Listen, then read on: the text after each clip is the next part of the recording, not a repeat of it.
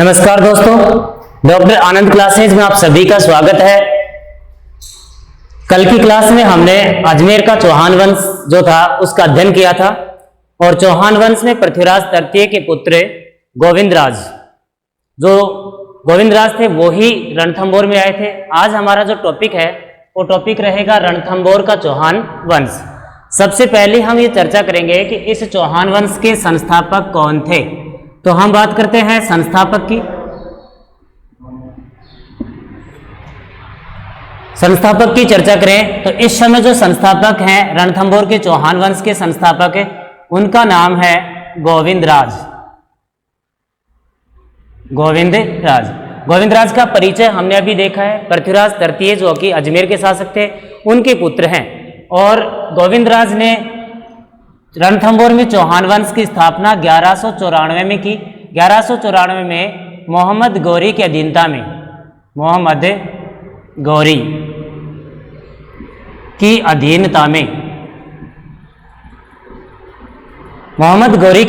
में चौहान वंश की स्थापना कर दी। अब गोविंदराज के बाद आगे बात करते हैं। इस रणथंभौर जो है वर्तमान में सवाई माधोपुर में है।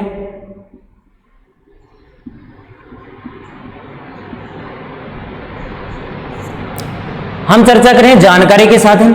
रणथंभौर के चौहान वंश की हमें जानकारी कहां से प्राप्त होती है। प्रत्येक टॉपिक हम पढ़ते हैं, सभी टॉपिकों की कोई ना कोई जानकारी का साधन होता है। तो देखते हैं यहां जानकारी का साधन क्या है।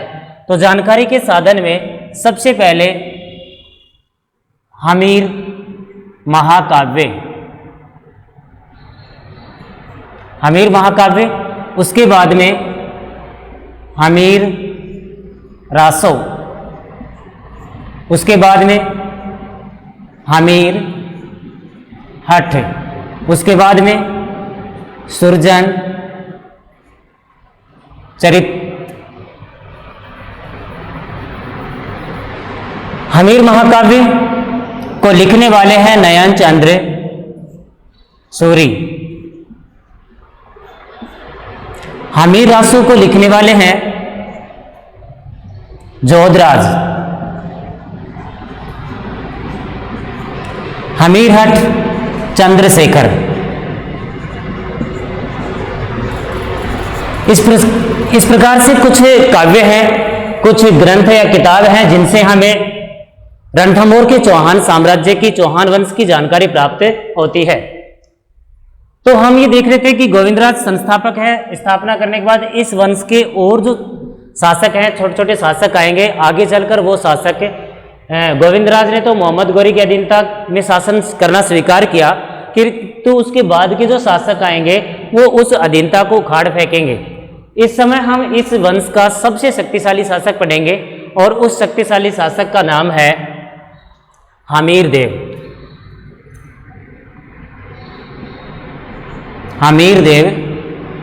चौहान। हमीरदेव चौहान 1282 से और 1301, 1282 से 1301 तक हमीरदेव चौहान का कालक्रम रहता है। हमीरदेव चौहान रणथंभौर के चौहान शासकों का अंतिम शासक है और सबसे शक्तिशाली शासक है। इस समय हमीरदेव चौहान की बात करें तो हमीरदेव चौहान के पिता का नाम था जयसिंह। इस जयसिंह ने अपने जीवित रहते हुए ही अपना साम्राज्य अपने पुत्र हमीरदेव को सौंपा, एक कुशल नेतृत्व के लिए। और इस प्रकार से रणथंभौर में चौहान वंश को उत्कर्ष तक पहुंचाने वाले हमीरदेव चौहान बने। तो हम देखेंगे कि हमीरदेव चौहान क्या है। हम राजस्थान के इतिहास में ये भी पढ़ते हैं कि हमीरदेव चौहान हैं, ये हमीरदेव चौहान हठ के लिए प्रसिद्ध हैं। किसके लिए प्रसिद्ध है भाई? हठ के लिए प्रसिद्ध हैं। और ऐसा इनके ऊपर एक दोहा भी बना हुआ है, मैं बताता हूं दोस्तों। सिंह सवन सतपुरुष वचन कदली फलत एक बार, तिरिया तेल हमीर हठ चढ़े न दूजी बार। यानी कि हठ के लिए जाने जाते हैं। एक बार हट जो है वो हमीर का हट सिर्फ एक बार ही होता है, और कहते हैं कि अपने हट, बहुत से इतिहासकार कहते हैं कि हट के लिए ही ये जो रणथंभौर का चौहान वंश है वो नष्ट हो गया। तो रणथंभौर के चौहान वंश की जानकारी है। रणथंभौर का चौहान वंश मूल रूप से हमीरदेव पर ही टिका हुआ है और जानकारी भी सारी हमीर से संबंधित ही है। जैसे हमीर महाकाव्य, नयनचंद्र सूरी, हमीर रासो, जोधराज, हमीर हाठे, चंद्रशेखर, इन लोगों ने काव्यों की रचना की। इनसे हमें चौहान वंश की जानकारी या हमीरदेव चौहान की जानकारी प्राप्त होती है। जिस समय हमीरदेव चौहान शासक बने, शासक बनते ही हमीरदेव चौहान ने दिग्विजय की नीति लागू की।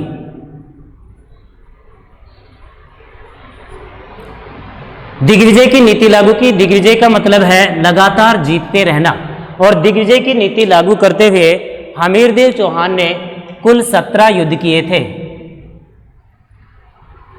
कितने युद्ध किए भाई? 17। कुल अपने जीवन में कुल 17 युद्ध किए। इन हमीरदेव चौहान को 16 युद्धों का, कितने का भाई? 16 युद्धों का विजेता। राजस्थान के इतिहास में हमीरदेव चौहान को 16 युद्धों का विजेता माना जाता है। लगातार इन्होंने 16 युद्ध किए और 16 युद्धों के बाद लगभग इन्होंने 2 कोटिय जन यज्ञ किए। 16 युद्धों के बाद इन्होंने कोटिय जन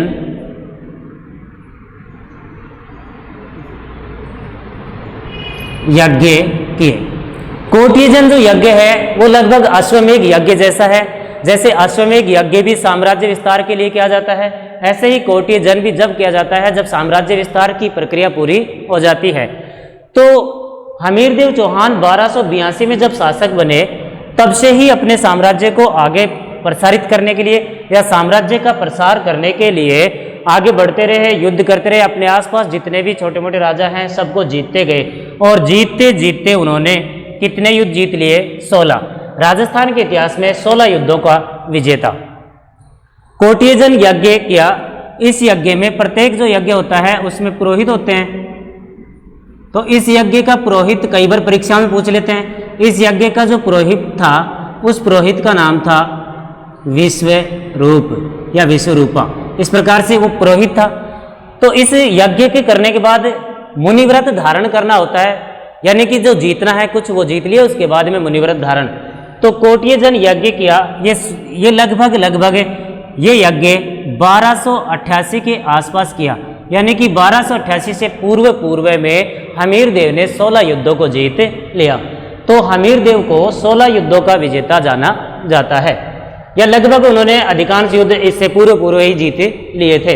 तो हमीरदेव चौहान का सबसे जो मुख्य पॉइंट है वो मुख्य पॉइंट होता है तुर्कों से संघर्ष। क्या होता है दोस्तों? तुर्कों से संघर्ष।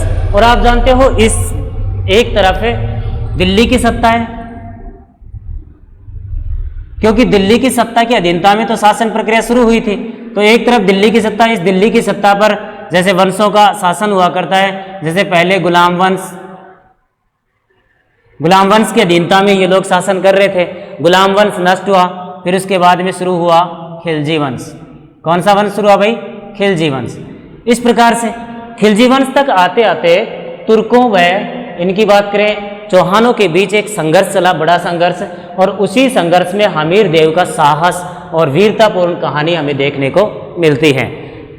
तो हम आगे चलते हैं। हमारा टॉपिक इस समय होगा हमीरदेव चौहान, और ये जो हमीरदेव चौहान हैं इनका तुर्कों से संघर्ष क्यों हुआ, क्या कारण था, कौन तुर्क थे उस समय, इन सब का हम अध्ययन करेंगे।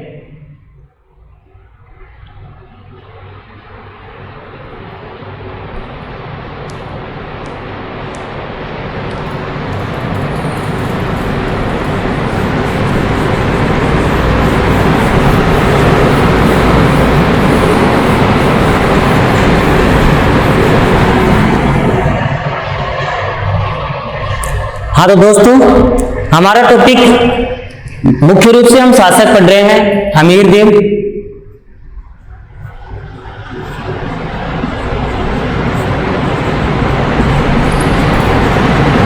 हमीरदेव चौहान, और हमीरदेव चौहान में हम टॉपिक पढ़ रहे हैं तुर्कों से संघर्ष। तुर्कों से क्या पढ़ रहे हैं भाई? संघर्ष। तुर्कों से संघर्ष टॉपिक पढ़ रहे हैं। इस समय हमें पता होना चाहिए कि तुर्क कौन था। इस समय जो तुर्क शासक था दिल्ली का, वो शासक था जलालुद्दीन खिलजी। कौन था भाई? जलालुद्दीन खिलजी। जलालुद्दीन खिलजी जो है वो खिलजी वंश का संस्थापक था। गुलाम वंश के बाद जो खिलजी वंश आया था, उस खिलजी वंश का संस्थापक था। दूसरी बात, सल्तनत काल में जलालुद्दीन खिलजी को सबसे उदार शासक माना जाता है। फिर भी कुछ हद तक इन्होंने कुछ युद्ध किए हैं। एक बुजुर्ग शासक था। इनके दो प्रसिद्ध कथन आते हैं जो इतिहास में परीक्षा में आते रहते हैं, उनकी भी हम चर्चा करेंगे अभी। तो जलालुद्दीन खिलजी भी साम्राज्य को विस्तार करना चाहता। वो भी चाहते हैं कि जो जो क्षेत्र हमारे अधीनता में थे वो हमारी अधीनता में ही रहे। उधर हमीर देव जो है, उन्होंने अभी हमने पढ़ा कोटियजन यज्ञ किया था, साम्राज्य का विस्तार कर रहे हैं। तो इस बात को देखते हुए जलालुद्दीन खिलजी और हमीर देव चौहान दोनों के बीच संघर्ष की शुरुआत होती है।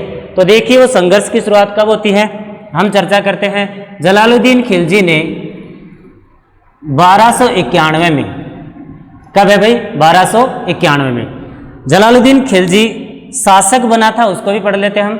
1290 में 1290 में शासक बना। 1291 में इसने रणथंभौर पर आक्रमण किया। कहाँ आक्रमण किया भाई? रणथंभौर पर। तो 1291 में रणथंभौर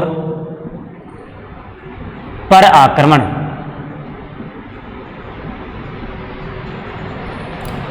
हम देख लेते हैं, जैसे रणथंभौर पर आक्रमण 1291 में जलालुद्दीन खिलजी कर रहा है, तो जलालुद्दीन खिलजी की कैसे क्या जीत होगी या हार होगी वो देखेंगे।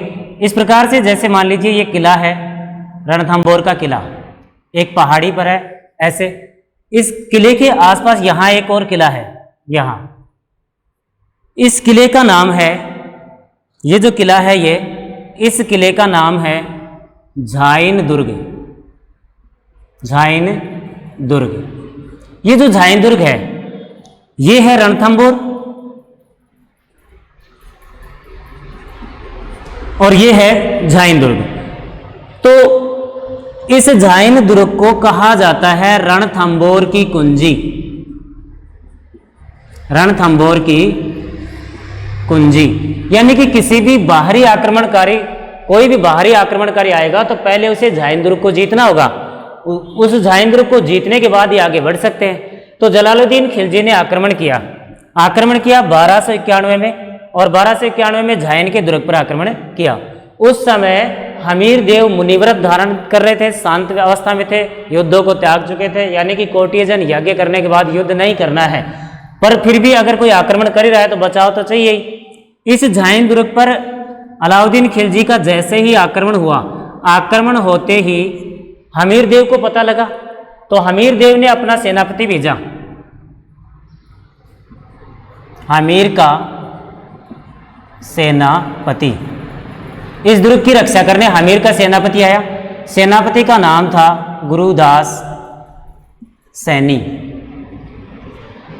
झाइन दुर्ग को बचाने हमीर देव का सेनापति आया। क्या नाम था भाई? गुरुदास सैनी। कोशिश करता रहा, पर कोशिश करते करते ही गुरुदास सैनी जो है वो इस संघर्ष में मारा गया। गुरुदास सैनी मारा गया तो इसका मतलब यह है कि जलालुद्दीन खिलजी झाइन दुर्ग को जीत चुका है। और झाइन के आसपास जो छोटे मोटे मंदिर थे उनको उसने तुड़वा दिया। तो अब आगे बढ़ेगा। 1291 में मार्च 1291 में घेरा डाला। जलालुद्दीन खिलजी ने मार्च 1291 में रणथंभौर दुर्ग का घेरा डाला, और घेरा डाले डाले जून हो गया। जून 1291 तक जीत नहीं पाया। जून 1291 तक वो रणथंभौर दुर्ग को जीत नहीं पाया, क्योंकि राजस्थान के जो राजा हुआ करते हैं वो अपने दुर्गों की एक बहुत ही अच्छी तरीके से सुरक्षात्मक तरीके से रखा करते हैं, उनकी सुरक्षा रखा करते हैं। तो जून 1291 यानी कि 3 महीने तक गर्मियां पड़ रही हैं, गर्मियों में सैनिक परेशान है, सैनिक भी चाहते हैं कि संधि वंधि कुछ हो जाए तो ठीक रहे। दुर्ग को नहीं जीत पाया तो अंतिम रूप से जलालुद्दीन खिलजी का सेनापति था, यानी कि जेके, जलालुद्दीन खिलजी का सेनापति। नाम था जलालुद्दीन खिलजी का सेनापति मलिक अहमद चाप।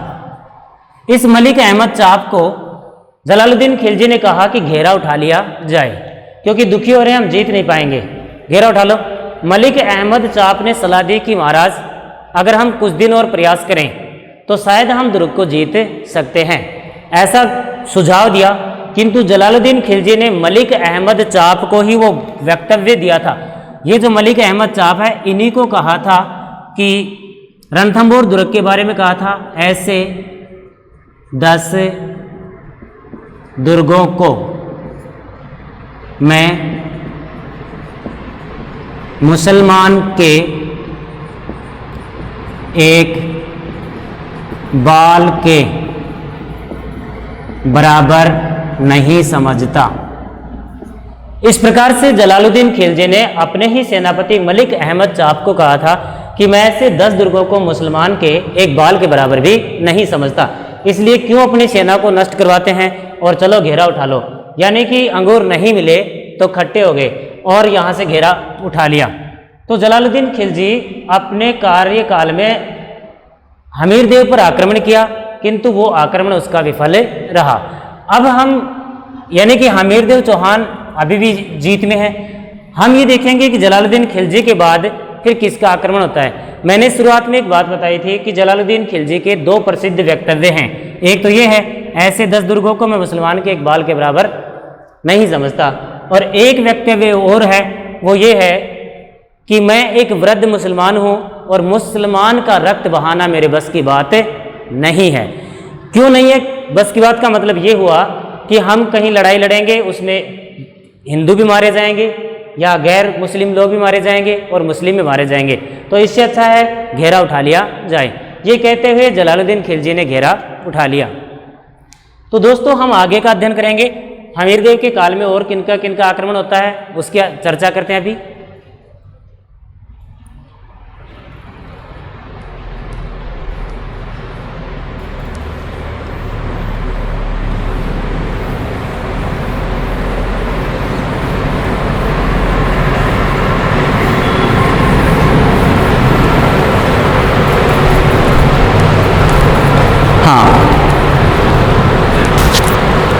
हम पढ़ रहे थे हमीर देव चौहान, राजस्थान के इतिहास का एक बहुत ही प्रसिद्ध व्यक्तित्व। हमीरदेव चौहान पढ़ रहे थे और हमीरदेव चौहान का तुर्कों से संघर्ष पढ़ रहे थे। इस समय हम पढ़ेंगे अलाउद्दीन खिलजी से संघर्ष। अलाउद्दीन खिलजी, कोष्टक में हम कर लेते हैं एक शॉर्ट नाम, अलाउद्दीन खिलजी से संघर्ष। अलाउद्दीन खिलजी से संघर्ष की बात करें, सबसे पहली बात, अलाउद्दीन खिलजी दिल्ली का शासक बना 1296 में।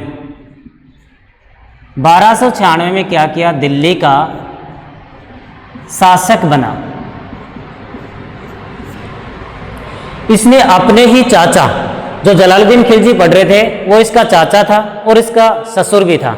इसने अपने ही चाचा जलालुद्दीन खिलजी की हत्या की थी और बिहार में कड़ा नामक कोई स्थान है, उस कड़ा का ये गवर्नर था और बिहार में अपने चाचा की हत्या करके और दिल्ली आ गया और दिल्ली के लाल महल में सिंहासन किया। थोड़ा सा परिचय, दिल्ली के लाल महल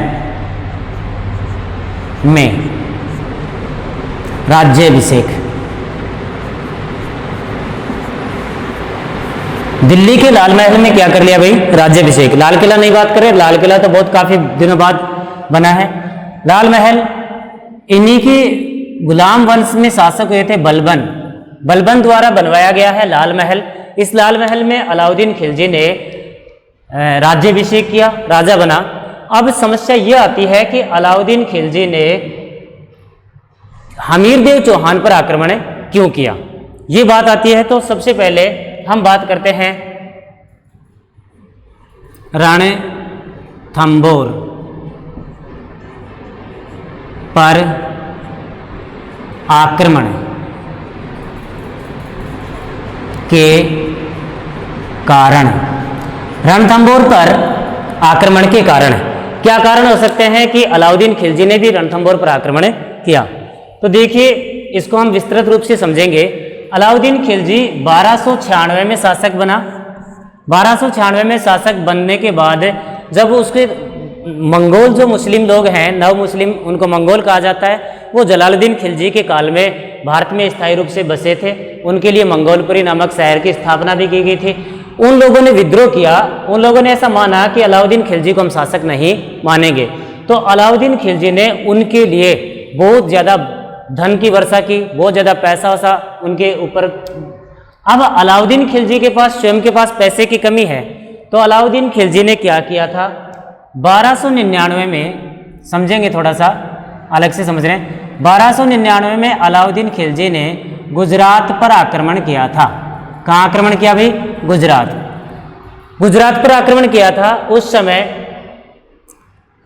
आक्रमण करके जो लूटना होता था, जो भी लूटा जाएगा वो लूट का माल उस समय खम्स कहलाता था।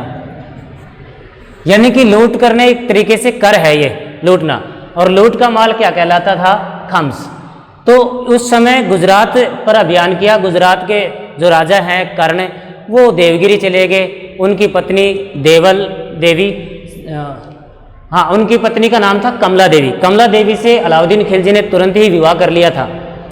अब अलाउद्दीन खिलजी जब गुजरात का अभियान करने जा रहा था, उस समय गुजरात से लूटा हुआ माल के बंटवारे को लेकर विवाद हुआ। इनके सेनापतियों में विवाद हुआ कि जो पैसा हमने लूटा है उसको कैसे बांटा जाए। तो देखिए, पहले तो हुआ करता था, इस समय अलाउद्दीन खिलजी ने 1/5 खम्स की दर सेनापति की रखी, सेना की रखी, और 4/5 राजा की रखी। अब जो मंगोल सेनापति थे दो, इस गुजरात अभियान में 2 मंगोल सेनापति थे या 2 मंगोल सैनिक थे। मंगोल सैनिक, एक का नाम था मोहम्मद शाह, और एक का नाम था केहब्रू। ये 2 मंगोल सेनापति थे, और दोनों ही मंगोल सेनापति कहते हैं कि खम्स का माल ऐसे होना चाहिए, उल्टा होना चाहिए। 4/5 हिस्सा सेना का होना चाहिए और 1/5 हिस्सा राजा का होना चाहिए। किंतु अलाउद्दीन खिलजी के जो स्थायी सेनापति थे, उन्होंने इस बात से मना कर दिया कि ऐसा नहीं होगा। इस बात को लेकर विवाद हुआ तो मंगोल सैनिक जो है मोहम्मद शाह और केहब्रू, ये पूरा पैसा लिए और लेकर रणथंभौर पहुंचे गए। तो रणथंभौर में हमीर देव ने उनको शरण दे दी। तो हमारे पास रणथंभौर पर आक्रमण का पहला कारण निकला, विद्रोही सैनिक।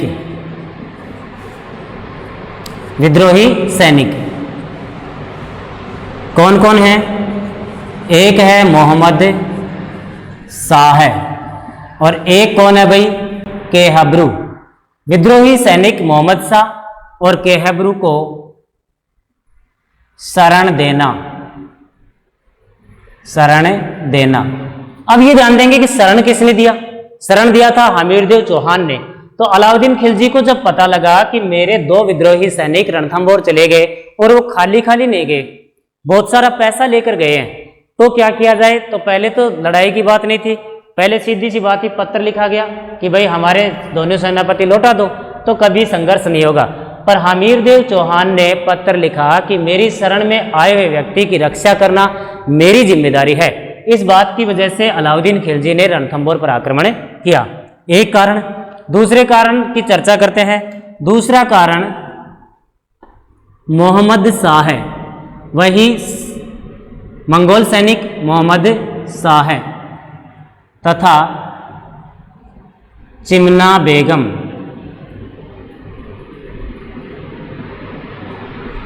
के बीच प्रेम। मोहम्मद शाह तथा चिमना बेगम के बीच क्या है? प्रेम। अब हमारे पास नया शब्द आया है कि ये क्या है, तो ये चिमना बेगम है, ये है मराठा राजकुमारी, और एक के यानी कि अलाउद्दीन खिलजी की पत्नी। अब अलाउद्दीन खिलजी को लगता है कि पैसा तो ले ही गया, पत्नी और ले जाएगा जिंदा रहेगा तो, और हो सकता है पत्नी ये चिमना बेगम और मोहम्मद शाह ये दोनों मिलकर षड्यंत्र रचकर मुझे मार सकते हैं, मेरी हत्या करवा सकते हैं, तो क्यों नहीं एक तीर से दो निशान किए जाएं, यानी कि हमीर देव को भी इस बात का जवाब दिया जाए, मोहम्मद साहब को भी जवाब मिल जाएगा और चिमना बेगम को भी इस बात का जवाब मिल जाएगा। ये सोचते हुए अलाउद्दीन खिलजी ने आक्रमण किया। तीसरा जो कारण है, तीसरा कारण है रणथंभौर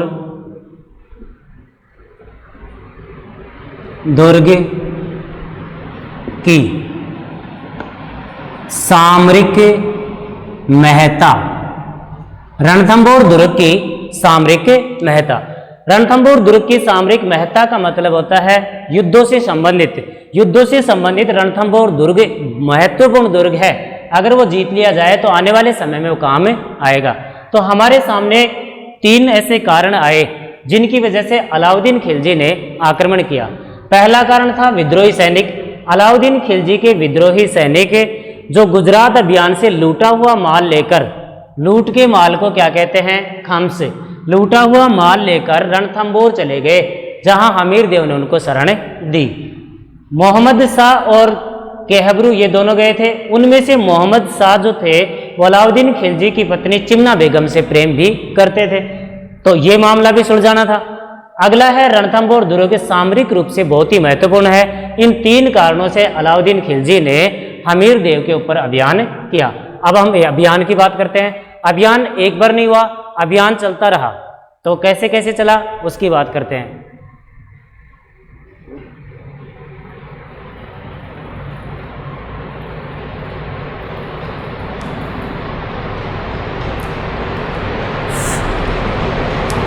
हाँ, तो दोस्तों नेक्स्ट पढ़ते हैं आगे, यानी कि खिलजी का आक्रमण, पहला आक्रमण, पहला आक्रमण। अलाउद्दीन खिलजी ने पहले आक्रमण का आदेश दे दिया 1299 में। कब दे दिया? 1299 में दे दिया। 1299 में एक के यानी कि अलाउद्दीन खिलजी के सेनापति, एक सेनापति का नाम है नुसरत खां और एक का नाम है उलुग खां, इन दोनों के नेतृत्व में अभियान हुआ। दोनों के नेतृत्व में अभियान हुआ, तो अभियान होगा तो पहले अभियान कहाँ होगा? झाइन पर। कहाँ होगा भाई? झाइन के दुर्ग पर। तो इधर हम बात करें हमीर देव के सेनापति, हमीर के सेनापति, हमीर का सेनापति दो आए, एक पीछे जलालुद्दीन खिलजी से संघर्ष में मारे गए थे जिनका नाम था गुरुदास सैनी, और दो अब आ रहे हैं। एक सेनापति का नाम था भीम सिंह और दूसरे का नाम था धर्म सिंह। भीम सिंह और दूसरे कौन है भाई? धर्म सिंह। तो हमीर देव को, हाँ, भीम सिंह और धर्म सिंह, इनमें संघर्ष हुआ। इस संघर्ष में हमीर का एक सेनापति भीम सिंह, हमीर का एक सेनापति झाइन दुर्ग को बचाते बचाते, झाइन दुर्ग में संघर्ष में मारा गया। हमीर देव का एक सेनापति कौन? भीम सिंह झाइन दुर्ग के संघर्ष में मारा गया, और एक कौन मारा गया? नुसरत खां। नुसरत खां भी मारा गया। यह अलाउद्दीन खिलजी का सेनापति। इस अभियान में या इस युद्ध में नुसरत खां, अलाउद्दीन खिलजी के सेनापति जो थे वो दौड़े, वो यहां से हारे और हार कर भाग गए। कहते हैं कि भीम सिंह मारा गया और धर्म सिंह जब वापस आकर हमीर देव को बता रहा है पूरी घटना, तो धर्म सिंह की आंखें फोड़ दी गई। धर्म सिंह की आंखें फोड़ दी गई। फोड़ने वाले कौन? हमीर देव। वो कहते हैं कि तुम्हारा एक साथी वहां मारा गया और तुम वापस आकर समाचार दे रहे हो, तुमको वहीं डटना चाहिए था, इस प्रकार से। तो हमीर देव की अब तक 3 सेनापति बेकार हो चुके हैं या मर चुके हैं। उसकी बात करें, जैसे एक गुरुदास सैनी, भीम सिंह और धर्म सिंह की भी आंखें फोड़ दी गई। 1299 के इस युद्ध में अलाउद्दीन खिलजी की हार हुई। अलाउद्दीन खिलजी को पता लगा तो स्वयं ने अभियान किया। स्वयं ने अभियान किया तो 1301 में अभियान, 1301 में क्या हुआ भाई? अभियान। जैसे अभी अभी बात कर रहे थे रणथंभौर का दुर्ग, इस प्रकार से यहां से झाइन दुर्ग, 1301 के अभियान में झाइन दुर्ग को तुरंत ही जीत लिया गया और झाइन दुर्ग को जीतकर सेना आगे बढ़ी। सेना आगे बढ़ी तो सेना ने पड़ाव डाला, यानी कि जनवरी 1301 में घेरा डाला। जनवरी 1301 में अलाउद्दीन खिलजी की सेना ने घेरा डाल दिया और इस समय जुलाई हो गया। जुलाई 11 जुलाई 1301 को दुर्ग जीता गया। 11 जुलाई 1301 को क्या हुआ भाई? दुर्ग जीता गया। अब दुर्ग जीतने में हम चर्चा करेंगे कि कैसे जीता गया, उसकी बात करें। 6-7 महीने तक लगातार अभियान रखा, किंतु इस अभियान में अलाउद्दीन खिलजी जो है वो आगे बढ़ ही नहीं पाए। घेरा डाल के रखा बाहर, हमीर देव अंदर रहते रहे। तो क्या किया?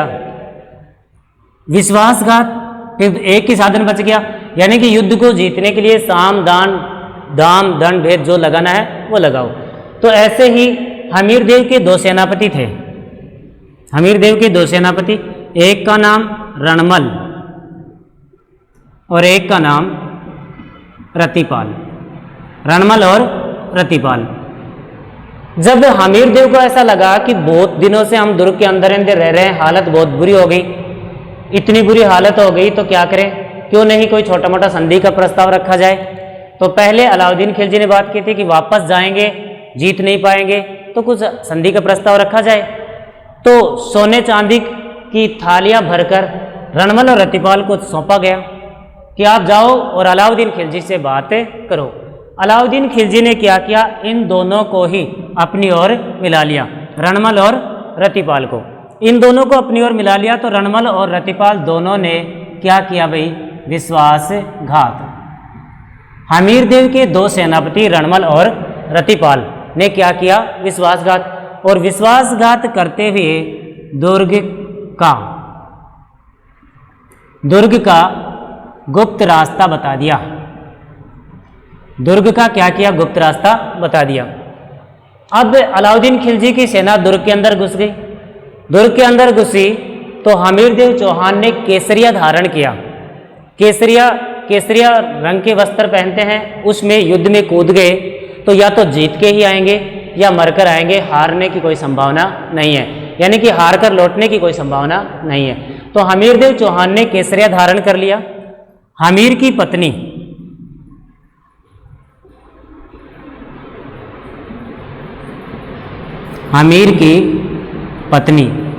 रानी रंगा देवी ने क्या किया? जौहर। रानी रंगा देवी ने जौहर कर लिया और इनकी पुत्री का नाम था देवल दे। पुत्री का नाम क्या है भाई? देवल दे। देवल दे ने किया था जल जौहर। देखो, रंगा देवी का जौहर राजस्थान का पहला जौहर है, देवल दे का जौहर राजस्थान का पहला जल जौहर है। और हमीर देव ने केसरिया धारण किया था। तो केसरिया धारण और जौहर जब दोनों होते हैं तो वो होता है साका। तो राजस्थान का पहला साका कहाँ हुआ? रणथंभौर में, ठीक है। और पहला जल जौहर भी कहाँ हुआ? रणथंभौर में। हम चर्चा कर रहे हैं या बातचीत कर रहे हैं कि इस दुर्ग की और क्या क्या बातें हैं, दुर्ग को कैसे कैसे जीता गया था। तो विश्वासघात के माध्यम से इस दुर्ग को 1301 में 11 जुलाई 1301 में जीत लिया गया था। अब दुर्ग को जीत लिया गया तो हम चर्चा करते हैं क्या हुआ। और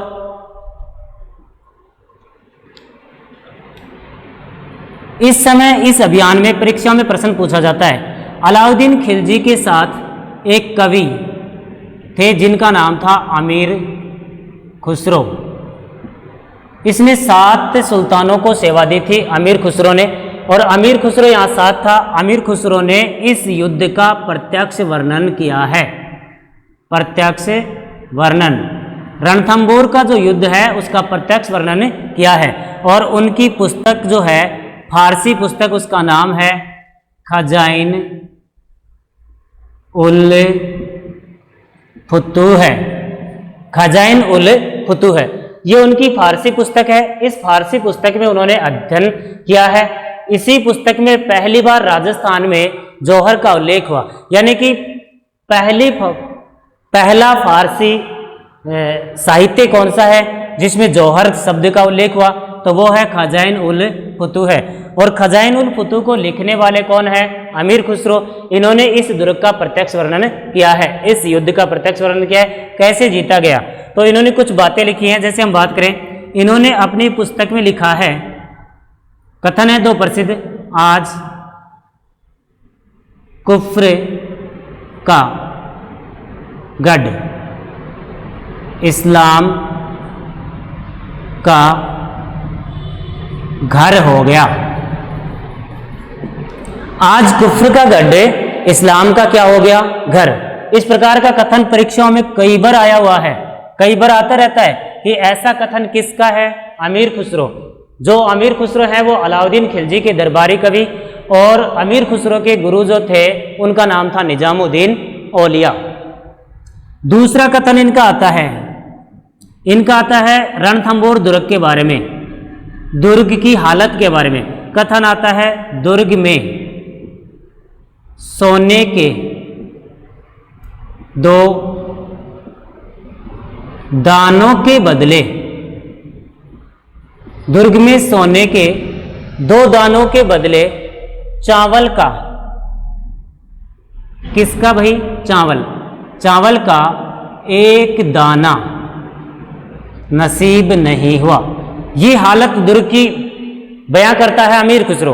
अमीर खुसरो कहता है कि लगभग 6-7 महीने जब दुर्ग के ऊपर घेरा रखा गया तो दुर्ग में रसद सामग्री समाप्त हो गई थी, यानी कि सोना चांदी सबके पास था, लेकिन खाने के लिए चावल या गेहूं ऐसा कुछ किसी के पास भी नहीं था।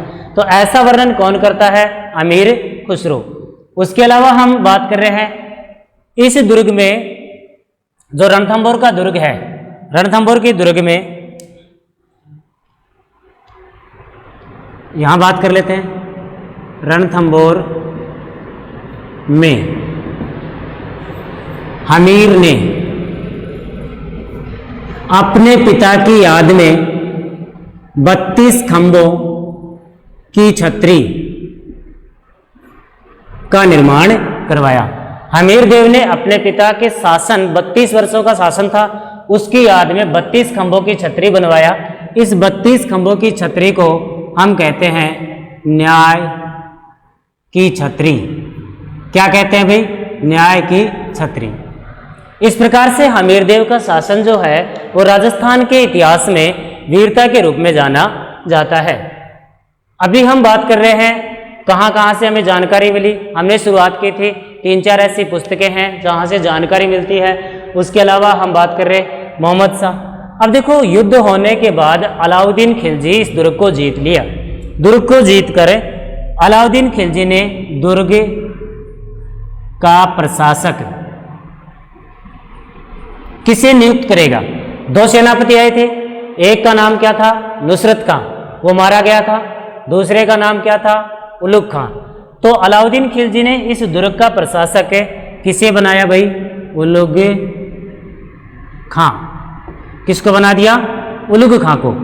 तो इस प्रकार से रणथंभौर का दुर्ग 1301 में जीता गया, और जीत कर इस दुर्ग का कहते हैं कि इसमें चौहान वंश का कोई भी बच्चा भी नहीं बचा था। इस समय पूरे वंश, हमीरदेव के वंश से संबंधित सभी लोग मारे गए।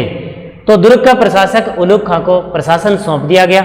अब अलाउद्दीन खिलजी बुलाते हैं इन 2 सेनापतियों को, मोहम्मद शाह और के हबरू।